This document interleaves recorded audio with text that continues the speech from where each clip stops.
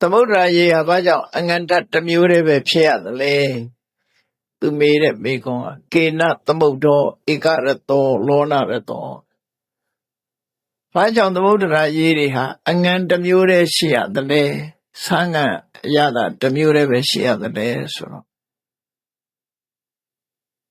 စိရတန္တိတ္တမဟာရာဇဥဒကတ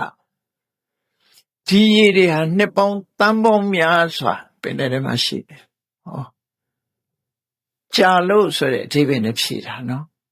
လွန်နှစ်ပေါင်းများစွာကြာအခုခေတ်ဖြေထုတ်တာတော့ဘာလို့ဆို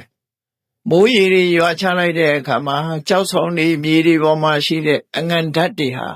မိုးရေတွေနဲ့ပါသွားပြီးပင်ထဲရောက်သွားတယ်နှစ်တန်ပေါင်းများစွာကြာတဲ့အခါအဲ့ဒီအငန်ဓာတ်တွေကစုအပေါ်ရေရတာခိုးဖြစ်ပြီးတော့ထွက်သွားတယ်အငန်ဓာတ်တွေကအောက်မှာကျန်ရစ်တယ်နော်အဲ့ဒီလိုကျန်ရစ်ထားတွေကနှစ်ပေါင်းတန်ပေါင်းများစွာကြာတဲ့အခါကျတော့အငန်ဓာတ်တွေဟာစုမိပြီးတော့ဆန်းငံကြီးအတိဖြစ်သွားတယ်အခုခေတ်ဖြေတာနဲ့တိတ်မကွာဒီတိုင်းပဲနော်ဒီလိုယူဆရှိအဲ့တော့ကွာတဲ့ဟာတစ်ခုတော့ရှိနော်ဘာကွာတော့လို့ဆိုပိဋကစာပေစိတ်ဝင်စားစရာပေါ့လက္ခဏာမလက္ခဏာသာထား